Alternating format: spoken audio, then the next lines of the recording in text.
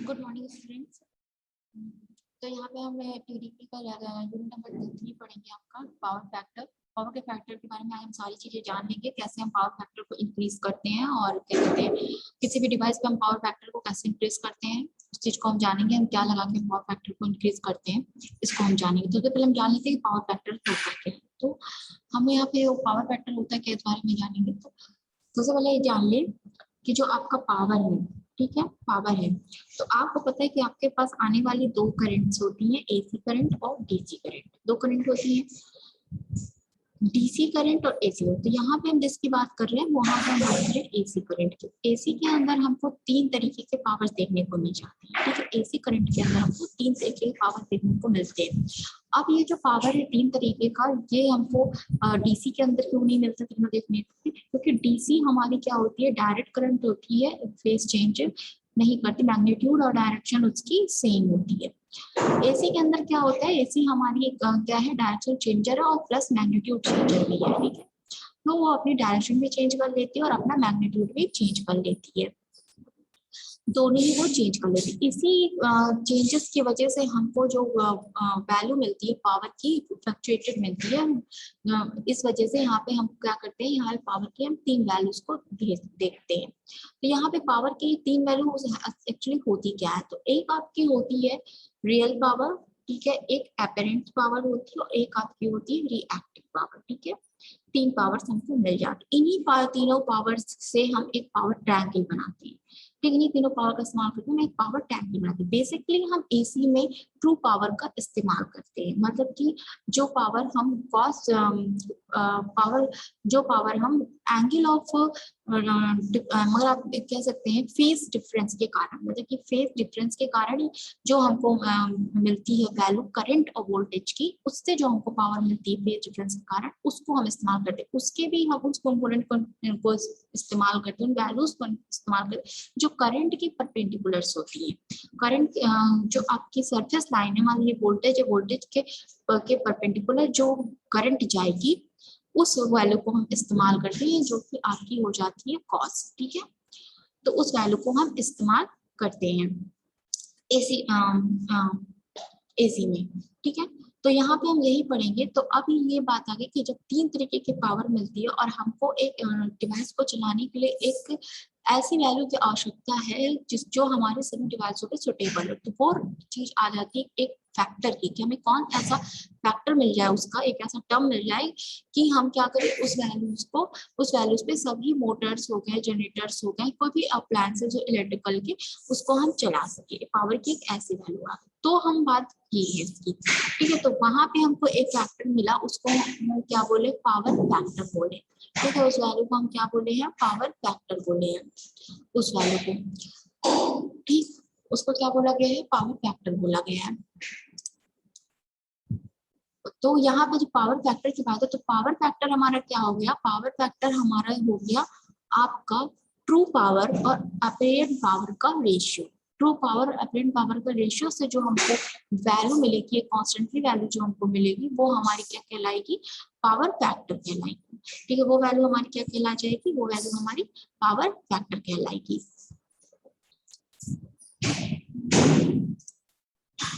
Value क्या आ जाएगी आपकी, वो वैल्यू आपकी पावर फैक्टर कहलाएगी। तो अब ये पावर फैक्टर का हम कैसे पता करेंगे, कैसे क्या करेंगे। तो यहाँ पे हम देखते हैं, यहाँ पे इस चीज को हम देखेंगे तो हमारे पास क्या है, हमारे पास बेसिकली एक वोल्टेज होती है और एक होती है आपकी करंट, ठीक है।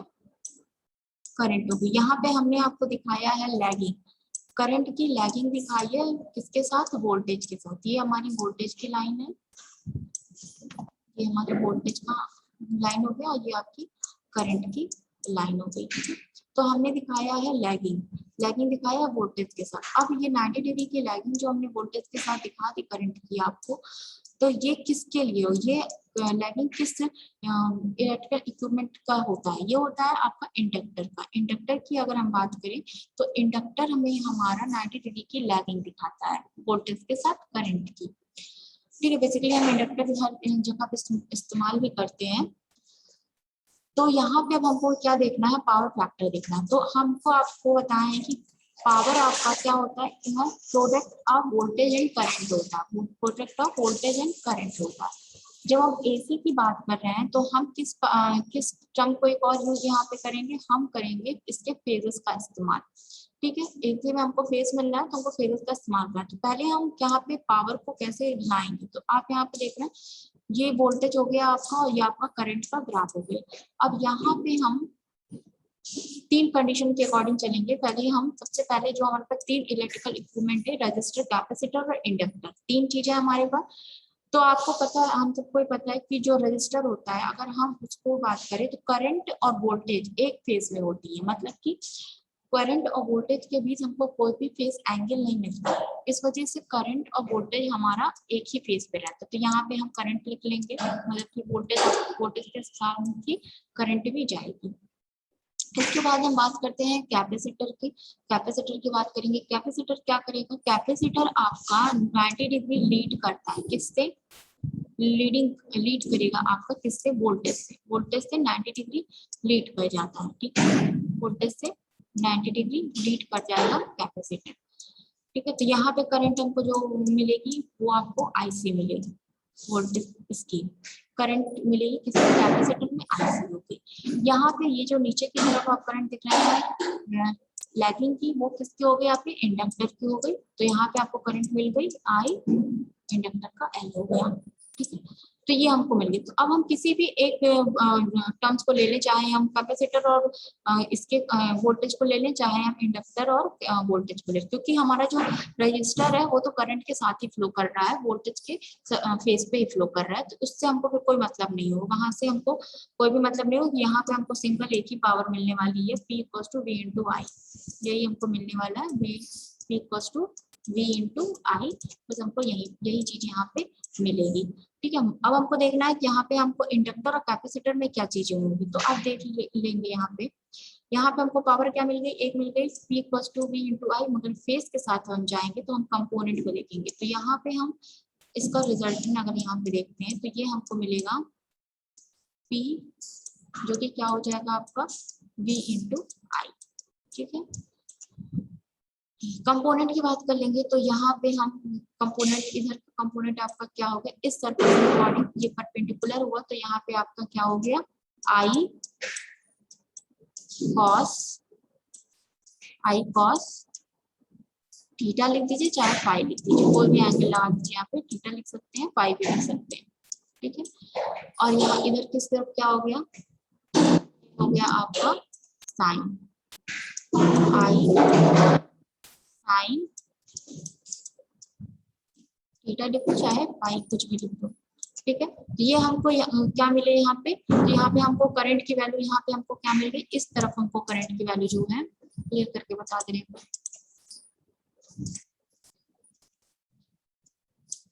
ये ग्राफ है आपका वोल्टेज के साथ करंट का हो गया, कैसे कैसे लेना है वो भी बता दिए हैं। यहाँ पे हमको क्या मिलेगा, करंट को हम जब तोड़ेंगे तो यहाँ पे हमको मिलेगा आई कॉस फाई, और इस तरफ हम देखेंगे तो यहाँ पे हमको मिलेगा आई साइन फाई।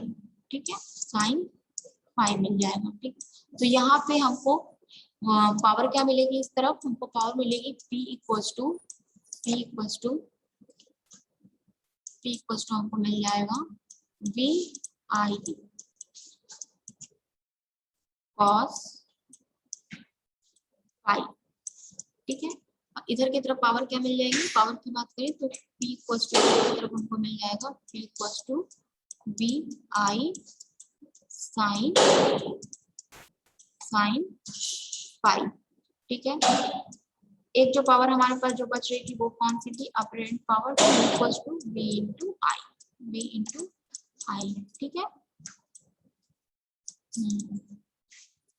तो ये तीन पावर हमको एसी के अंदर देखने को मिल जाती हैं। तीनों को बता दिया गया कैसे कैसे देखना है हमको, और तीनों है क्या। अब यहाँ पे देख लेना है कि P जो हमारा है P equals to V I cos phi, इसको हम बोलते हैं ट्रू पावर या रियल पावर। इस चीज को बोला जाता है ट्रू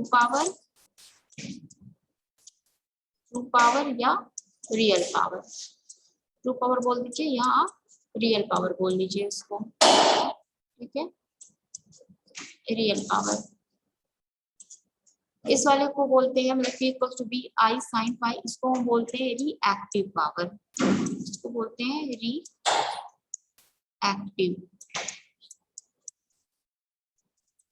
रिएक्टिव पावर, जिसको बोला जाता है रिएक्टिव पावर। और यहाँ P equals to B I जो है ये है एपरेंट पावर, ये पावर कौन सी है, एपरेंट पावर, इसको हम बोल देते हैं क्या, एपरेंट पावर, इस चीज को बोल देते हैं एपरेंट पावर, एपरेंट पावर। ठीक है, तो ये यहाँ पे इतनी चीजें आपको पता चल गई कि एसी के अंदर हमको 3 तरीके की पावर्स मिलती है, इन्हीं पावर्स वो क्या है आपका पावर फैक्टर। पावर फैक्टर अब किस पे डिपेंड करेगा, 2 तरीके की पावर्स पे डिपेंड करेगा, एक आपका P मतलब ये कौन सा, रियल पावर, ठीक है, real power P equals to V I cos, ये रियल पावर पे डिपेंड करेगा। पावर फैक्टर आपका रियल पावर आपका क्या हो गया, वी आई कॉस फाइव, ठीक है, कॉस फाइव हो गया आपका। और दूसरा आपका हो गया वी आई क्या है आपका, वी आई आपका है अपरेंट पावर, आभासी पावर, ठीक है, अपरेंट पावर। तो पावर फैक्टर 2 रेशियो पे डिपेंड करेंगे पावर के, वो कौन कौन से होंगे, रियल पावर या ट्रू पावर बोल दीजिए, और एक होगा आपका अपरेंट पावर। इन दोनों के रेशियो से जो वैल्यू हमको मिलेगी उसी को हम बोलते हैं पावर फैक्टर। एक ऐसी वैल्यू जिसपे सारे इंस्ट्रूमेंट क्या होते हैं, वर्क करते हैं, वर्क कर सकते हैं। रेंजेबल अमाउंट हमारा जो है कि 0.1 से लेके 0.08 से लेके 1 तक की जो वैल्यू है पावर फैक्टर की, इसके रेंज में सारे इंस्ट्रूमेंट हमारे वर्क कर लेंगे। ठीक है, तो इतनी चीजें आपकी हो गई कि क्या क्या चीजें होती है और कैसे कैसे आया पावर फैक्टर, क्या चीज है, इतनी चीजें हमको पता चल गया।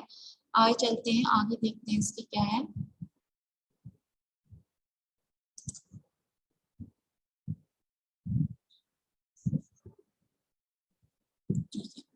अब यहाँ पे देखना है कि जो आपकी यूनिट है, यूनिट क्या होती है इसकी, पावर फैक्टर की अगर हम बात करें तो basic unit of real power की हो जाती है वॉट, ठीक है। अदर यूनिट लाइक अगर हम इसी की बात करते हैं, रियल पावर की बात करें, किलो वॉट भी हो जाती है, मेगा वॉट भी हो सकती है, ठीक है। अपरेंट पावर की हम बात करें, आपका सीधे वी आई होता है, बता चुके हैं आपको, और इसकी जो यूनिट होती है वोल्टेज एम्पियर या किलो वोल्ट एम्पियर भी रेटिंग इसकी की जाती है। सॉरी इसकी जो यूनिट होती है आपकी या वोल्ट एम्पियर और किलो वोल्ट एम्पियर भी इसकी रेटिंग करते हैं, ठीक है। रिएक्टिव पावर की हम अगर बात करते हैं तो रिएक्टिव पावर सर्किट में यूज बेसिकली नहीं ज्यादा किया जाता है, होता नहीं है इसका ज्यादा यूज, मगर इसका इस्तेमाल हम करेंगे आगे, हम आपको बताएंगे कहाँ पे करना है इसका इस्तेमाल रिएक्टिव पावर का।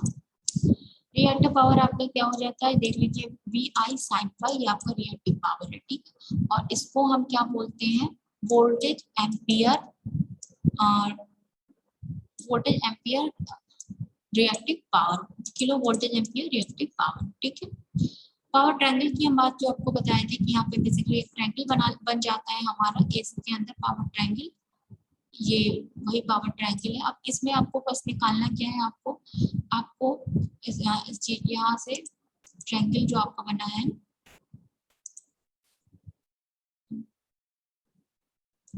केवीए आप किसका जान रहे हैं, केवीए किसके लिए है, यहाँ पे हम केवीए की बात करें अपरेंट पावर की। अपरेंट पावर को कैसे निकालेंगे, जैसे हमने रियल पावर जान लिया, ये जान लिया, इसको हम ट्रायंगल से जोड़ दिए, अब हमारे पास हम इसको कैसे निकालेंगे, बेसिक सीधा पाइथागोरस आप अप्लाई कर देंगे यहाँ पे। ये है kilo volt ampere, kilo volt ampere, ये आपका क्या हो जाता है, ये आपका रियल पावर मतलब कि किलो वॉट, और रिएक्टिव पावर मतलब कि आपका kilo watt ampere reactive power, दोनों का स्क्वायर आप लीजिए, रूट में से निकाल लीजिए, तो यहाँ से आपको ये वैल्यू मिल जाएगी, ठीक है, अपरेंट पावर की। अब हमारे पास जो एक टर्म्स आया जो आप देखें हम लोग यहाँ पे, फिर यहाँ पे हम इसी से हम निकालेंगे क्या, पावर फैक्टर। तो पावर फैक्टर आप यहाँ से ट्रायंगल का जो आप बनाए हैं, इसी से हम पावर फैक्टर की यूनिट पता करेंगे, ये पावर फैक्टर की यूनिट कितनी हो होगी। तो यहाँ से हम देखेंगे तो आप इस ट्रायंगल में देखिएगा, अगर तो ये 90 डिग्री अगर आपका है तो ये आपका हो गया कर्ण हो गया है, ये 90 डिग्री कर्ण हो गया, ये आपका आधार हो गया और ये आपका इधर वाला आपका लंब हो गया। ठीक है, तो हमको निकालना है आपका पावर फैक्टर कॉस फाई की वैल्यू। कॉस फाई हमारा क्या हो जाएगा, कॉस फाई की अगर हम बात करते हैं यहाँ पे, कॉस फाई हमारा क्या हो जाएगा, एक फॉर्मूला होता है शॉर्ट होता है लाल बटा का LAL, लाल बटा का के एक के, ठीक है, ये होता है। तो हमको चाहिए कॉस में इसके लंब बटा आधार, ठीक है, लंब बटा आधार, ठीक है, बेस चाहिए आपको और आपको परपेंडिकुलर चाहिए, ठीक है, लंब बटा आधार। तो क्या हो गया आपका किलोवाट, ये आपका हो गया लंब किलोवाट, और आधार आपका क्या हो गया, आधार आपका लंब बटा आधार की बात करें, तो ये आधार की हम अगर यहाँ पे बात करें तो ये आपका हो गया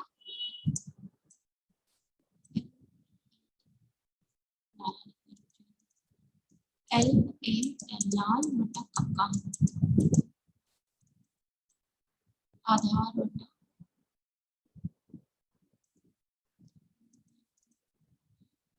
इसलिए आपका हो गया लंब बटा आधार। तो लंब बटा आधार हम देखेंगे तो आपको मिलेगा KW अपॉन KVA, ये टर्म हमको मिलेगा। तो यहाँ से के कट जाएगा, यहाँ से W अपॉन VA आ जाएगा, ठीक है। तो W अपॉन VA आ जाएगा तो ये आपका हो जाएगा VA, ये आ जाएगा, तो ये हो जाएगा W इक्वल्स टू इनवर्स में जाएगा A और B, ठीक है। अब यहाँ पे हम देख लेंगे क्या, यहाँ पे आगे चलते हैं, इतनी चीजें हमें पता चल गई, हमको ये सारी चीजें पता चल गई। वॉट एम्पियर वोल्टेज, ठीक है, वॉट एम्पियर वोल्टेज, अगर हम पावर फैक्टर की बात करते हैं तो कॉस फाई हमारा हो जाता है वॉट एम्पियर और वोल्टेज। आगे चलेंगे, आगे देखेंगे इसमें क्या करना है। तो अब हमारे पास जो फेजर है उसके अकॉर्डिंग हम पावर को बताएंगे। हम यूज करें यहाँ पे थ्री फेज को बता रहे हैं, हम आपको थ्री फेज की हम बात कर रहे हैं। थ्री फेज सप्लाई में जो पावर की वैल्यू होती है वो P इक्वल्स टू हो जाती है आपकी, थ्री फेज सप्लाई में जो पावर की वैल्यू आएगी आपकी वो P इक्वल्स टू हो जाएगा √3 VI cos फाई, ठीक है। और अगर हम सिंगल फेज की बात करते हैं तो P equals to VI cos phi हो जाता है। ठीक, तो यहाँ पे जो आपका करंट आपकी आ जाएगी वो आप यहाँ से निकालेंगे तो I equals to P/√3 V cos phi आ जाएगा। करंट आप बेसिकली देख लेंगे कि कॉस मतलब कि पावर फैक्टर के इनवर्सली होती है। जितना ही पावर फैक्टर हमारा बढ़ेगा, जितना बढ़ेगा करंट हमारी उतनी ही क्या होगी, घटेगी। जितना हमारा पावर फैक्टर घटेगा करंट हमारी उतनी ही बढ़ेगी। अब बेसिकली ये पावर फैक्टर्स किन किन चीजों पर डिपेंड करेगा ये भी हम जानेंगे, तभी हम जान पाएंगे कि हमारी करंट किस किस चीज पर डिपेंड कर जाएगी, ठीक है। इतनी चीजों के बारे में हम तब जानेंगे।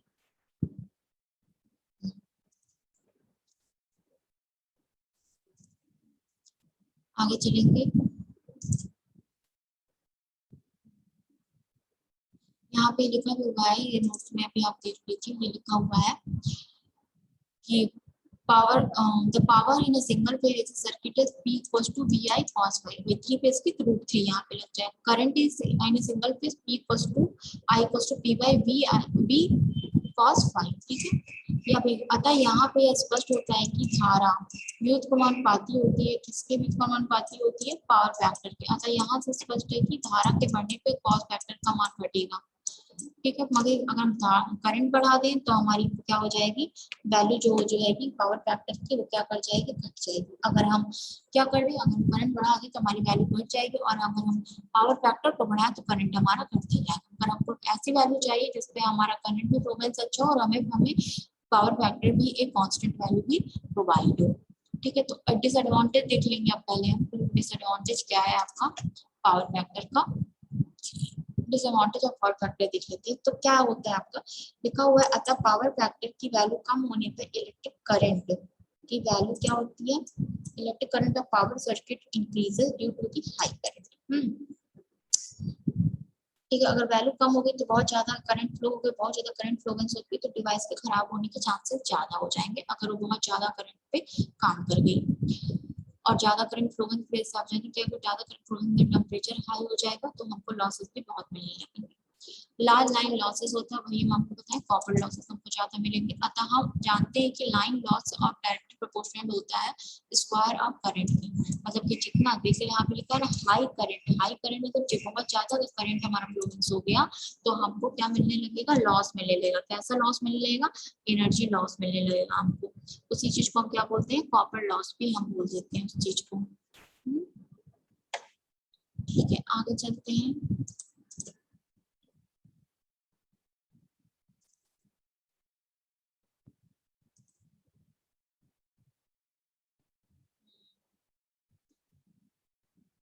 अच्छा, एक चीज और है कि इसी आई स्क्वायर आई बी को आई स्क्वायर आर की जो हम बात करें वो कितने तरीके से लिखा जा सकता है बताएं। एनर्जी डिसिपेटेड भी इसी को बोलते हैं, कितनी एनर्जी आपकी खर्च हो गई। हीट लॉस भी इसको बोलते हैं, in terms of heat loss joules law भी इसको बोल देते हैं। ठीक है, तो इतनी तरीकों से इसको बोला जा सकता है।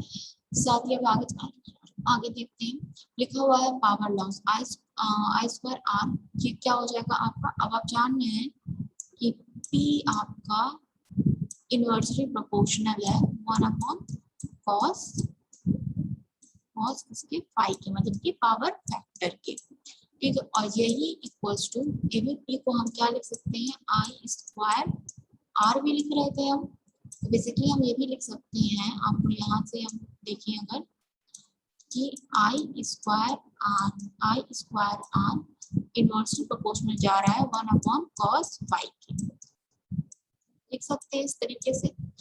अब यहाँ पे हम देखेंगे तो यहाँ पे हम देखेंगे अगर हमारा किसकी वैल्यू, पावर फैक्टर की वैल्यू कम कर दे तो हमारा जो लॉसेस है वो क्या हो जाएगा, ज्यादा होने लगेगा। तो हमको लॉसेस ज्यादा नहीं चाहिए, हमें डिवाइस को चलाने के लिए पर्याप्त करंट मतलब सुटेबल करंट और पर्याप्त पावर फैक्टर की जरूरत है। ठीक है, तो यहाँ पे हमको पावर फैक्टर कम है तो हमारे लॉसेस ज्यादा। आप किसी चीज को मिटाने के लॉसेस कम करने के लिए हम पावर फैक्टर को इम्प्रूव करेंगे बाय यूजिंग तीन मेथड का इस्तेमाल करके। हम क्या करेंगे, पावर फैक्टर को इम्प्रूव करेंगे। अब वो तीन मेथड कौन कौन से हैं वो हम आपको बता दे रहे हैं। स्टैटिक कैपेसिटर मेथड एक आपका, फेज एडेंसर मेथड है, साइक्लोनिक कंडेंसर मेथड है। इन तीन का हम इस्तेमाल करके हम पावर फैक्टर को इम्प्रूव करेंगे। तो पावर फैक्टर की जो एक वैल्यू आपको दिखेगी वो कितनी होती है, 0.8 लिखा हुआ है यहाँ पे। The power factor 0.8 then losses on this power factor 1.5 इतना 1.5 times will be greater than the losses of the unit power factor. अगर एक पावर फैक्टर की वैल्यू अगर 1 है और तब तब क्या होगा, तब आपका जो लॉसेस होता है वो 1.56 होता है। मगर जब पावर फैक्टर की वैल्यू आपकी 0.8 हो गई, 0.8 हो गई तो ये लॉसेस इस इतनी का क्या हो जाएगा, दुगना हो जाएगा। यूनिट पावर फैक्टर का दुगना लॉसेस होने लगेगा। जो यहाँ पे मान लीजिए 1 यूनिट पावर फैक्टर है तो अब लॉसेस आपको मिल रहा है 2 का लॉस मिल रहा है। अब 0.8 हो जाएगा अगर तो ये 4 का लॉस आपको देने लगेगा। इसी वजह से इसी को इम्प्रूव करना है हमको by using the method of, किसका इस्तेमाल करते हुए, 3 डिफरेंट मेथड का इस्तेमाल कर, स्टैटिक कैपेसिटर,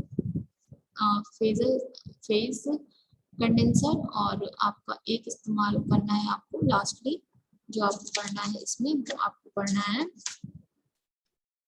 क्या पढ़ना है वो आपको साइक्लोनिक कंडेंसर पढ़ना है। ठीक है, एक advance cyclonic condenser static capacitor.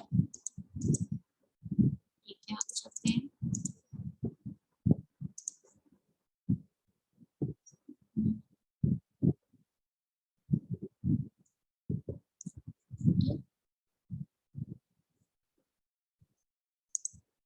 यहाँ पे देखते हैं लार्ज केवीए। लार्ज केवीए मतलब किसकी हम बात कर रहे हैं, केवीए मतलब कि किलो वोल्टेज और एम्पियर, मतलब कि हम बेसिकली किसकी बात कर दिए, हम बात कर दिए अपरेंट पावर की। P इक्वल्स टू वी आई की बात हम कर दिए हैं, P इक्वल्स टू वी आई की बात हम करते हैं। बोल रहा है अगर हम अपरेंट पावर की रेटिंग उसकी रेटिंग की बात कर रहा है, and size of electrical equipment, apparent power की रेटिंग की बात कर रहा है, और एक इलेक्ट्रिकल इक्विपमेंट है कोई भी, उसके साइज की बात कर रहा है। इन दोनों को अगर हम लार्ज कर देते हैं तो क्या इफेक्ट होगा हमारे पावर फैक्टर पे। तो यहाँ पे वही चीज बताई जा रही, मतलब कि अगर हम वोल्टेज को बढ़ाते जा रहे हैं और करंट को भी हम बढ़ाते चले जा रहे हैं, और हमारा जो मान लीजिए कोई वायर हमने रखा है यहाँ पे, इस वायर की लेंथ बहुत साइज जो है बड़ी है, या फिर कोई कंडक्टर है मान लीजिए वो इतना छोटा है, उसकी साइज को भी हम क्या करते हैं इम्प्रूव करते हैं, तब पावर फैक्टर पे इफेक्ट क्या पड़ता है उसकी बात बताया जा रहा है। तो लिखा है बहुत से विद्युत उपकरण मशीनें जैसे कि ट्रांसफार्मर, अल्टरनेटर या स्विच गियर कुछ भी है, इन सभी का मान केवीए में केवीए में विद्युत शक्ति की गणना करते हैं। ठीक है, इन सभी के लिए हम केवीए अपरेंट पावर को देखते हैं, परंतु यहाँ पर स्पष्ट है कि power factor cos by KV upon KVA होता है, जो कि पी बाय अपॉन वीआई होता है, अतः पावर फैक्टर इनवर्सली प्रोपोर्शनल होता है किसकी, केवीए की। मतलब आपको क्या बताया था स्टार्ट में, हम आपको बताया था कि पावर फैक्टर रेशियो होता है किसका, रियल पावर का और अपरेंट पावर का। अपरेंट पावर ये अपरेंट पावर V इंटू आई, जिसका हम यूनिट कितनी होती है, KVA,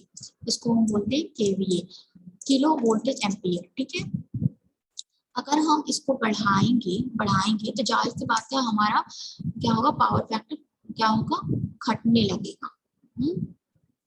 इसको बढ़ाने पे पावर फैक्टर हमारा क्या होगा, इनवर्सली प्रोपोर्शनल तो घटने लगेगा। इसकी वजह से होगा क्या, लिखा हुआ अतः जिसके कारण मशीन की साइज को बढ़ा दिया जाता है, जिसकी वजह से मशीन क्या हो गई, कॉस्ट जो होती है, प्राइस जो होती है वो क्या हो जाती है, ज्यादा हो जाती है।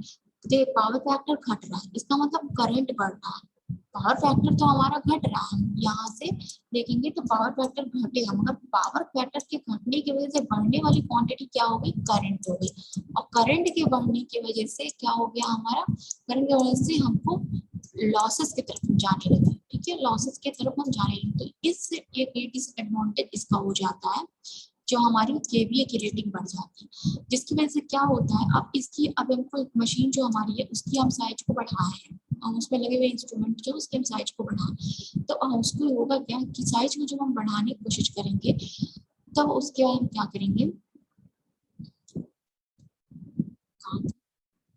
साइज अगर हम इसकी बढ़ा देंगे तो उसके लिए हमारा जो पावर फैक्टर हमारा कम हो गया, अब इस पावर फैक्टर को इम्प्रूव करना है, इसको इम्प्रूव करने के लिए इम्प्रूव हम जब करेंगे तो हमको इम्प्रूव जो हम इसको करेंगे, जिस इम्प्रूव के लिए हम क्या लगाएंगे, या तो हम इसमें लगाएंगे फेज एडवेंसर या साइक्लोनस कंडेंसर लगाएंगे। ठीक है, बेसिकली हम लोग इस समय जो यूज करते हैं वो फेज एडवेंसर का या साइक्लोनस कंडेंसर का इस्तेमाल कर लिया जाता है। ठीक है, इसका इस्तेमाल करेंगे तो हमारी क्या हो जाएगी, मशीन कॉस्टली हो जाएगी, फिर मशीन कॉस्टली होने की वजह से कॉस्ट उसकी बढ़ जाएगी, यही चीज यहाँ पे लिखा हुआ है। ठीक है, ठीक, आगे चलते हैं।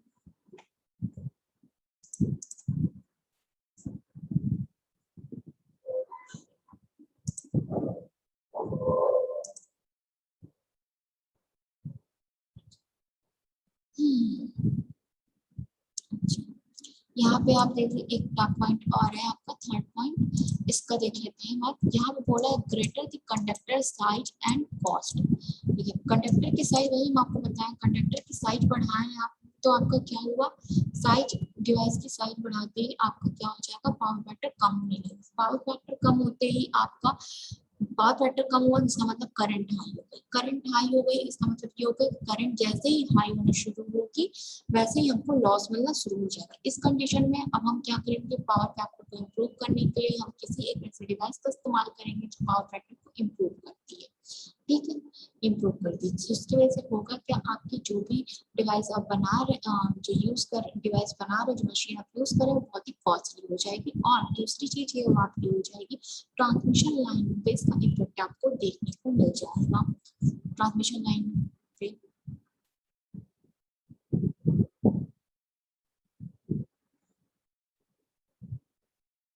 देखिए यहाँ पे लिखा भी है, कंडक्टर साइड बढ़ाने की वजह से उसकी कॉस्ट क्या होती है, ज्यादा हो जाती है।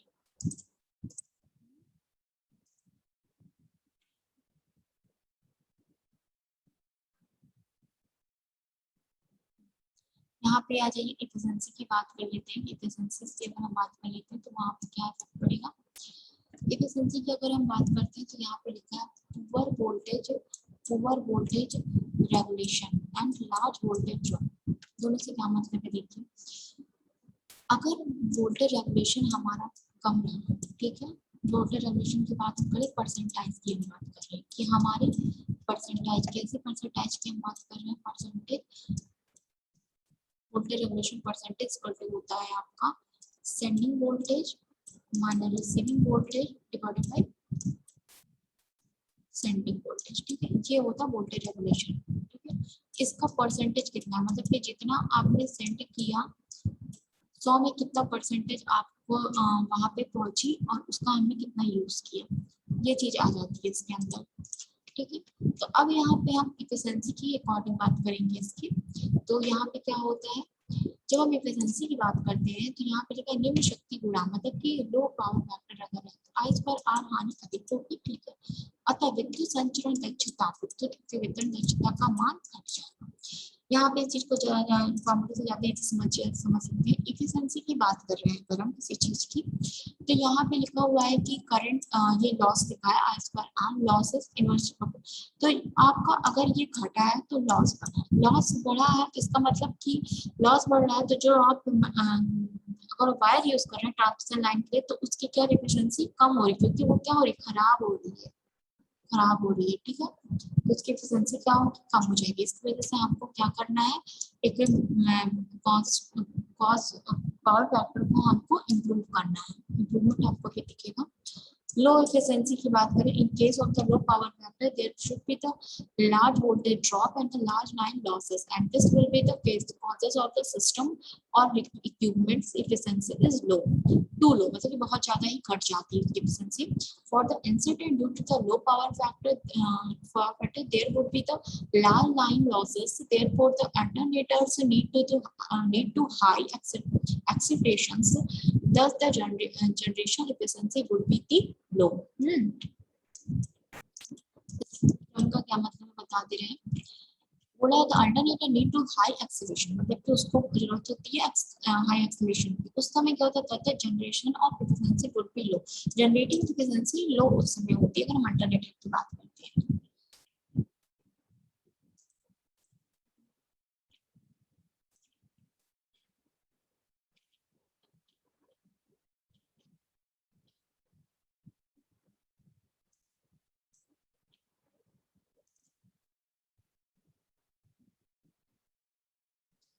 आगे चलते हैं, causes of low power factor, ठीक है। देखिए यहाँ पे क्या है आपका, लो पावर फैक्टर होने की वजह से क्या होगा और आपको कैसे इसको इम्प्रूव करना है, दोनों बार बताया जा रहा है। पावर फैक्टर लो होने की वजह से क्या क्या चीजें हो रही है ऊपर बता दिया गया, यहाँ पे हमें इम्प्रूव करने को बताया। शुद्ध इंडक्टिव सर्किट में करंट की लैगिंग 90 डिग्री फ्रॉम वोल्टेज होती है, लार्ज डिफरेंस। यहाँ पे देखिए इस चीज को बताना है, method of power factor improvement, कैसे कैसे हम पावर फैक्टर को इम्प्रूव करेंगे। 3 मेथड हम बेसिकली यूज करते हैं, ठीक है। कौन कौन सा मेथड है, 3 आपका,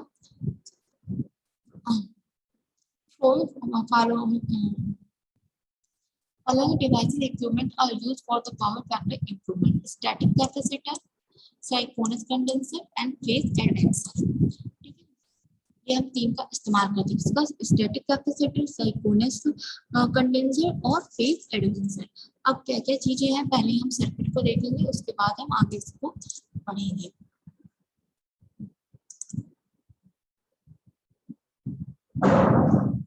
स्टैटिक कैपेसिटर से शुरू करते हैं। बेसिक चीज आपको पता है कि हमारा जो इंडक्टर होता है वो क्या करता है, करंट की लैगिंग करता है, करंट की लैगिंग करता है। कैपेसिटर जस्ट इसके उल्टा काम करता है, वो स्टोरेज ऑफ एनर्जी करता है और साथ करंट को क्या करता है, लीड रखता है वोल्टेज से, ठीक है। तो यहाँ पे हमको क्या चाहिए, हमको यहाँ पे लीडिंग करंट चाहिए, मतलब करंट हमको लीड चाहिए वोल्टेज से, मगर किस टर्म कंडीशन पे कि हमारा जो पावर फैक्टर है वो भी हमको बहुत ज्यादा डिक्रीज ना मिले, जिससे कि करंट हमको हाई मिल रही है, हाई बहुत ज्यादा ना मिले। तो एक कांस्टेंट पावर फैक्टर के लिए उसको अगर वो कम होगा तो हमको करंट बहुत हाई मिलेगी, करंट हाई होने की वजह से हम क्या करेंगे, लॉसेस में जाएंगे। मगर हमको चाहिए एक ऐसी वैल्यू चाहिए पावर फैक्टर की जिसपे हमारी करंट भी सिचुएटेड रहे और हमारा पावर फैक्टर भी हमको बहुत लो बना मिले। तो उस इस कंडीशन में, किसी डिवाइस में अगर हम लैगिंग पावर फैक्टर देखते हैं तो वहां पे हम एक ऐसे डिवाइस का इस्तेमाल करते हैं जो पावर फैक्टर को बढ़ाती है without without creating a loss. Without creating a loss वो क्या करेगी, पावर फैक्टर को बढ़ाएगी। तो जिस उसके लिए हम इस्तेमाल करते हैं स्टैटिक कैपेसिटर। बेसिकली हम कैपेसिटर लगा देते हैं किसी डिवाइस में, पैरेलली हम उसको कनेक्ट कर देते हैं उस डिवाइस के लिए। ठीक है, तो फंक्शन क्या होने लगेगा, देखिए आप यहाँ पे जो यहाँ पे दिखाया जा रहा है आपको सर्किट। ये सर्किट आप देख रहे हैं, ये वाला सर्किट, फर्स्ट वाले फिगर का सर्किट देखिए। इसमें आप देखिए बेसिकली लगा हुआ है रेजिस्टर और इंडक्टर।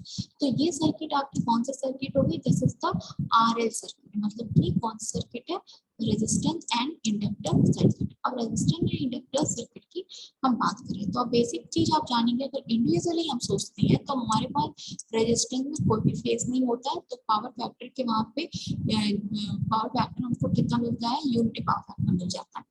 ठीक है, यहाँ की अगर हम बात करें इंडक्टर में तो यहाँ पे हमको करंट की लैगिंग मिलती है। ठीक है, तो यहाँ पे फ्लक्चुएशन हमको मिलता है। तो अब हमको इस डिवाइस में जिसमें आपका आर और एल लगा हुआ है, मतलब कि हम एक डिवाइस इसमें हम इंडक्टर लगाते हैं। बेसिकली हम इंडक्टर को ही ज्यादा से फोकस करेंगे, इंडक्टर, क्योंकि रजिस्टर को फोकस करने का कोई ज्यादा मतलब नहीं है, बिकॉज क्योंकि उसमें क्या होता है, आपका वोल्टेज और करंट सेम फेज पे चलती है, सेम फेज पे चलती है, जिसकी वजह से हमको कोई फेज डिफरेंस नहीं मिलता। फेज डिफरेंस ना मिलने की वजह से वहां पर हमको अपरेंट पावर मिलता है। अपरेंट पावर जब हमको मिलता है तो वहां पे हमको पावर फैक्टर की जो, मतलब कि वहां पे हमको cos फाई की वैल्यू नहीं मिलती है, वहां पे हमको क्या नहीं मिलता, फाई की, मतलब फाई की वैल्यू नहीं मिलती, फेज एंगल की वैल्यू नहीं मिलती है। ठीक है, तो यूनिटी पावर फैक्टर वहां पे हम मान लेते हैं ऐसा। ठीक है, तो यहाँ पे हम बेसिकली बात करें तो इंडक्टर की, तो अब हमारे हमको पता है कि एक प्योरली इंडक्टिव सर्किट की अगर बात करें तो हमेशा लैगिंग मिलती है, और इस सर्किट में भी हमको लैगिंग मिलेगा क्योंकि यहाँ पे हम इंडक्टर यूज किए हुए हैं, तो पावर फैक्टर की वैल्यू हमको लो मिलेगी। अब इस पावर फैक्टर की वैल्यू को इंक्रीज करने के लिए हम बेसिकली कैपेसिटर लगा देते हैं इसके बीच, और इसको हम पैरेलली कनेक्ट कर देते हैं। उससे क्या कर देते हैं, हम पैरेलली कनेक्ट कर देते हैं। पैरेलल में जब हम इसके कनेक्ट कर देंगे तो यही है, यहाँ पे आपको उसी चीज का फेजर डायग्राम बताएंगे। देखिए पहले हम बनाते हैं कैसे, सिंपल से देखना है। ये हो गया आपका वोल्टेज, ठीक है, कैपेसिटर लगाए हैं तो ये लीड कर रहा है इससे, वोल्टेज से 90 डिग्री। आईसी हो गया आपका, ठीक है, आईसी हो गया। इंडक्टर की अगर हम बात कर लेते हैं तो इंडक्टर जो है यहाँ पे लगा है तो वो क्या करता है, लैगिंग करता है वोल्टेज से 90 डिग्री का। मगर यहाँ पे हमें कोई ना कोई एंगल मिला होगा, कोई ना कोई फेज डिफरेंस मिला होगा जिसपे हम इंडक्टर को स्टडी कर रहे होंगे। तो यहाँ पे हम मान लेते हैं कि वो फेज डिफरेंस हमको फाई एंगल का मिल गया। ठीक है, फाई एंगल का हमको फेज डिफरेंस मिलता है, उसको हमने मान लिया फाई, फाई एंगल हमने मान लिया। अब देखिए आप यहाँ से वोल्टेज से ये 5 पे है तो इसको हम यहाँ पे बोल दे रहे हैं आई एल बोल दीजिए, I1 बोल दीजिए, कुछ भी बोल दीजिए। ठीक है, अब क्या है, जब कैपेसिटर लगा इसमें, जब कैपेसिटर हमने इसमें लगाया तो ये जो डिफरेंस था, ये जो डिफरेंस था आपका 5 का डिफरेंस जो था, ये क्या किया, ये तो आपको इम्प्रूव करने लगा और ये बढ़ने लगा, और ये डिफरेंस अब क्या हो गया, कम हो गया, कम हो गया, 5 हो गया। तो ये जो मिलेगा आपको यहाँ से का इम्प्रूवमेंट मिलेगा, वो आपका आई सी कहलाएगा। किसकी वजह से मिला, वो इस कैपेसिटर की वजह से मिला है। ठीक है, इस कैपेसिटर करंट की वजह से हमको ये चीज मिली है। आपका यहाँ से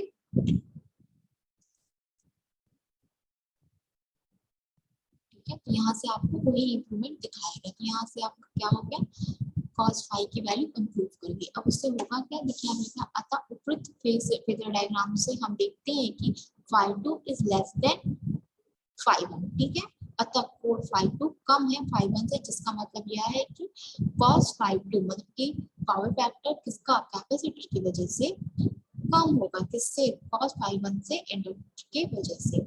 ठीक है, अतः कैपेसिटर के लगाने से परिपथ में लोड या पावर फैक्टर बढ़ जाता है, जिसकी वजह से परिपथ में बहने वाली धारा का मान कम हो जाता है। अतः यहाँ से स्पष्ट है कि पावर फैक्टर के पहले और पावर फैक्टर चेंज के बाद एक्टिव कंपोनेंट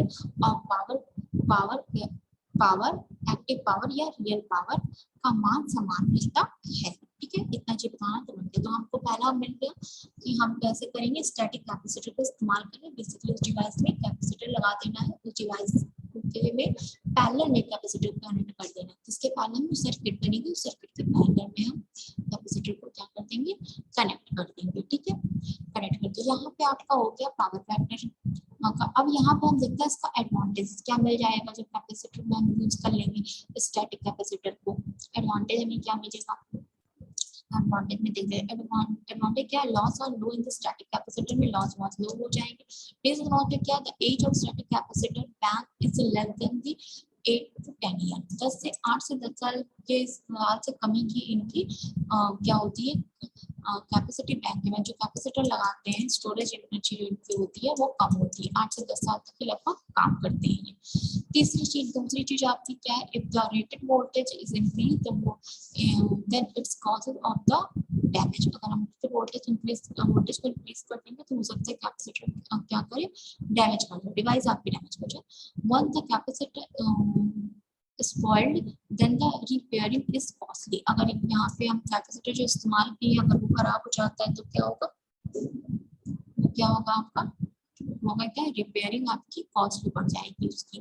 ठीक है, दूसरा मेथड हम देखते हैं कि दूसरा मेथड क्या है आपका, दूसरे मेथड की हम बात कर लेते हैं। दूसरा मेथड क्या है आपका, दूसरा मेथड है साइक्रोनस कंडेंसर। साइक्रोनस कंडेंसर के थ्रू आउट हम कैसे इसको इस्तेमाल करेंगे, इम्प्रूव करेंगे, मतलब कि इस्तेमाल ही इम्प्रूव करेंगे पावर फैक्टर को।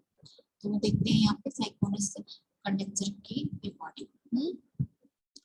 साइक्रोनस से पहले भी अगर फेज को देख लेते हैं, फेज कन्वेंशन मेथड को देख लेते हैं। देखिए फेज कन्वेंशन मेथड में हम क्या करते हैं, देखिए यहाँ पे होता क्या है बेसिकली, यहाँ पे हम इस मेथड में हम एक चीज बोलते हैं, फेज कन्वेंशन मेथड को हम एसी एक्साइटर भी बोलते हैं, एसी एक्साइटर भी बोल देते हैं इसको। इसमें होता क्या है आपका, फेज कन्वेंशन सर्किट को हम समांतर एसी एक्साइटर बोलते हैं। ये इंडक्शन मोटर के सेल्फ पर रखकर स्लिप रिंग जैसे के द्वारा जोड़ा जाता है। ठीक है, इसकी कंस्ट्रक्शन की हम बात बता रहे हैं आपको, स्लिप रिंग के द्वारा जोड़ा जाता है। अतः इंडक्शन मोटर में लो पावर फैक्टर प्राप्त होता है क्योंकि स्टार्टर की वाइंडिंग में एक्साइटिंग करंट मिलती है जो कि लैगिंग करंट होती है और वोल्टेज से पीछे चलती है 90 डिग्री फेज एंगल के साथ। अतः हम पावर फैक्टर को इम्प्रूव करने के लिए अन्य एक एसी सोर्स को लगाते हैं जिससे एक्साइटिंग एम्पियर टर्न बढ़ जाता है। मतलब एक्साइटिंग एम्पियर टर्न मतलब क्या समझ रहे हैं आप, कौन सी वैल्यू बढ़ रही है, एपरेंट बढ़ रही है, क्योंकि हमने एक्सटर्नल सोर्स लगाया एसी का बाहर की तरफ से, वो भी मैं आपको बता देंगे बढ़ जाए जिससे कि पावर फैक्टर इंप्रूवमेंट बढ़ता है। अतः डिवाइस सर्किट का पावर फैक्टर बढ़ जाता है। ठीक है, हाँ पावर फैक्टर की रेटिंग हम किससे करते हैं, 0.8 तक रेटिंग इसमें की जाती है। वर्किंग फंक्शन देखिए क्या है, कंस्ट्रक्शन देख लीजिए क्या है, हमें three phase supply induction motor का इस्तेमाल कर रहे हैं। ठीक है, इस इंडक्शन मोटर का इंडक्शन मोटर जो क्या होगा आपका शाफ्ट जो आपका होगा उस पे आपको क्या करना, उस पे आपको वायर के थ्रू वाइंडिंग करनी है और वहां से आपको स्लिपिंग की सहायता से हमको जोड़ देना है क्या, कम्युलेटर ब्रश। ठीक है, ये क्या काम करेगा, कम्युलेटर ब्रश को यहाँ पे जोड़ देना है। ये क्या करेगा, ये लो फ्रीक्वेंसी करंट को पास करने देगा यहाँ पे। इसको हम क्या करेंगे, हम यहाँ पे ये हम क्या यूज कर रहे हैं, यहाँ पे हम यहाँ पे सबसे बड़े सर्किट में हम यहाँ पे जो डिवाइस हम उसको लगाए हैं, यहाँ पे हमने एक प्लेट लिया हुआ है, कंडक्टिंग प्लेट लिया हुआ है। इसके साथ ही हमने यहाँ पे जो यहाँ पे स्टार्टर लगाया पर हमने उसमें वाइंडिंग नहीं की। ठीक है, ये हमारा रोटेटरी पार्ट हो गया, ये हमारा स्टार्टर का पार्ट हो गया, मगर इसमें हमने क्या नहीं किया है, वाइंडिंग नहीं किया है, खाली हमने स्लॉटेड जो है उस स्लॉट को वहाँ पे कनेक्ट करके उसमें वाइंडिंग नहीं की हुई है। ठीक है, इसको घुमाने के लिए एक एक्सटर्नल ड्राइविंग मोटर हमने उसके आगे लगाया हुआ है। ठीक है, अब क्या होगा, जैसे ही हम सप्लाई देंगे तो फंक्शन में होगा कि मैग्नेटिक फील्ड डेवलप कर जाएगी। हम लोग जानते हैं कोई भी हमारा अगर हम बात करें कोई कंडक्टिंग प्लेट है, कोई भी वायर अगर उसमें फ्लोरेंस दे रहे हैं, वोल्टेज फ्लोरेंस और पोटेंशियल प्रोवाइड कर रहे हैं उसको, तो उसके पास आसपास मैग्नेटिक फील्ड बन जाती है। मैग्नेटिक फील्ड बनते ही आपको बताएं कि मैग्नेटिक फील्ड बना कि मैग्नेटिक प्लस क्रिएट होने की वजह से करंट की फ्लोरेंस शुरू हो जाती है। ठीक है, तो यहाँ पे हमको इतनी चीजें मिल जाएंगी, जो क्या होगा, मैग्नेटिक फ्लक्स डेवलप हो जाएगा, करंट की फ्लुएंसी हो जाएगी। मगर ये जो करंट की फ्लुएंसी होगी आपकी, इधर जो इंडक्शन मोटर लगा है उस फ्लुएंसी कम होगी, तो इसके हम बढ़ाने के लिए एक एक्सटर्नल एसी सोर्स लगाएंगे, जो यहाँ पे लगा हुआ है ड्राइविंग मोटर, ठीक है। उसका हम इस्तेमाल करके इसके करंट के वैल्यू को क्या कर देते हैं, बढ़ा देते हैं, इस करंट की वैल्यू को इससे कम करते हैं, इस वाले से, इंडक्शन मोटर से कम करते हैं। प्रिंसिपल कैसे है, देखिए, इंडक्शन मोटर पे सप्लाई देने पर जब इंडक्शन मोटर स्पीड को गेन कर लेता है, तो उसके शाफ्ट पर स्प्रिंग की सहायता से फेज एडवेंसर को कनेक्ट करते हैं। वही पूरा सर्किट जो बना हुआ है, डिवाइस पूरा फेज एडवेंसर है, स्प्रिंग के कनेक्ट करते हैं, जो कि लो फ्रीक्वेंसी पे करंट की सप्लाई देता है, ठीक है। सप्लाई को स्प्रिंग पे लगाते हुए ब्रश के माध्यम से रोटर तक पहुंचाया जाता है। रोटर पे करंट पहुंचने पर ईएमएफ इंड्यूस होता है, जो कि मैग्नेटिक फील्ड को उत्पन्न करता है तथा स्टार्टर फील्ड को प्रोड्यूस होने में मदद करता है। अतः जिससे स्टार्टर में उत्पन्न मैग्नेटिक फील्ड इंडक्शन मोटर के करंट पर निर्भर करती है। अतः इस समय फेज एडवेंसर का रोटर स्टेशनरी रहता है, तब तक जब तक हम कुछ नहीं करें तब तक स्टेशनरी रह रहा है। इसके बाद अतः हमारा रोटर स्थिर हो जाता है तथा स्पीड हो जाती है। इस पूरे कंडीशन में आपको बढ़ाने के लिए क्या करना है, तो एक्सटर्नल वोल्टेज सप्लाई दे देनी है आपको, जो यहाँ पर एक्सटर्नल सप्लाई दे देनी है आपको यहाँ पर, जिसकी मदद से क्या करेगा, ये रोटेटरी पार्ट बढ़ेगा और यहाँ पे करंट आपकी क्या होगी, फ्लुएंस आपका कम हो जाएगा। जब करंट फ्लुएंस कम होगा तो cos फाई मतलब कि पावर फैक्टर आपका यहाँ पे बढ़ जाएगा।